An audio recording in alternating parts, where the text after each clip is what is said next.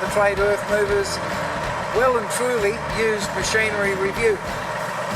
Well, I've got something for you that's really close to my heart today. On one of Ronnie's road trips, as you know, I take it everywhere possible, find the good stories, the old bits of rustic equipment. Classic here today, an old 1968 to 70 model, chain drive, Kato, still in working mode, a bit rough around the edges, but this is where the excavator evolution started in Australia. Cast our mind back, way back to the Snowy Mountain scheme with Teest Brothers, good Australian company. Started up, got a contract down there on the Snowy, ripped across to Japan having a look for a few things. They were actually looking at Toyota dealership. Driving around Japan, they look across a paddock, see a couple of excavators working, make the inquiries, work out what they are, go and have a look. Curiosity didn't kill this cat. This particular machine is in a transitionary phase between the old cable operated excavators where they had chain drive but didn't have hydraulics, of course. The upper carriage, this version, brand spanking new in its day, cranks it all up. Hydraulic upper carriage, still got the chain drive underneath. It looks a bit dinosaurish for us these days, but that was the beginning. This is an absolute classic machine, and if it wasn't for social media, I would never have found that it was here out in central western New South Wales in Wellington. Ripped out here for a quick trip while I was in New South Wales, because when I rang the guy about it, he said it was sold, heading out on the Wednesday. I had no time at all. Drop everything and get here so I could show you this machine. We're going to give it a workout. I know you're going to love it because I'm just jumping out of my skin. Come with us. You're going to enjoy it.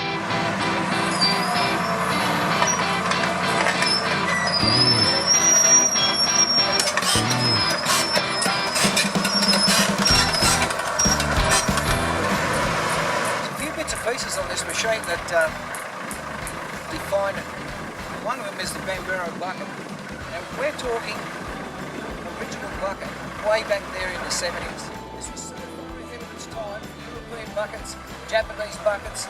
This one, designed by Bambero out of Melbourne, manufactured specifically for Kato excavators. Brilliant for its day, and make money out of the machine.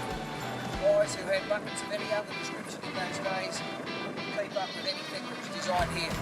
A few other things on this excavator that for the size of it, so over 20 tonne, the really thin plate link arms are here. They're only as wide as my finger. 20 tonne machine in here. Today, you'd find about an 8 tonne machine would have these link arms in. This is what sorts out the new operators from the old fellas like myself. Foot and hand controls. By the time you do all your tap dancing with your feet on here and your hands out here, you do better than Fred Astaire, I can tell you. Just a quick rundown. Everything's mechanical. There's no servo assisted anything. It's so simple. Pull a lever, opens a valve, lets the oil through, operates a control. Come on, we're going to have a look at the undercarriage, a quick look at the engine, and that's just about it for us for today. Well, these old track drive machines, chain drive machines, the tracks on these very rarely wear them out. The track adjusters, nothing like today, where there's a pump up grease hydraulic ram, grease ram. These machines are all done by bolt adjustment. Undo it, screw it out, take the tension up on these springs, lock it all back off again as you keep the tension on. Pushes your front idler forward to tension up your tracks. A couple of these could just do with a bit of a tidy up.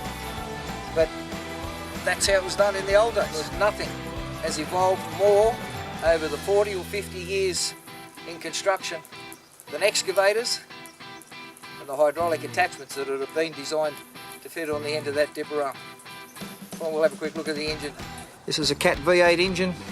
See that big cowling there on the radiator? They did come out with Cat motors in them. They also come out with Perkins engines in them, Cat's engines. And then the later Kato excavators all turned out with Mitsubishi engines. Of course, Kato is a component machine made up of all different parts just sort of all bolted together in the Kato Works factory in Japan, and believe it or not, once held 86% share Australian market share in excavator sales. I can't say enough about Kato excavators. I used to own a fleet of them. I would have owned about 25 of them in my life, in another life that is, way back in the 70s and 80s. We've made so many contractors, so much money.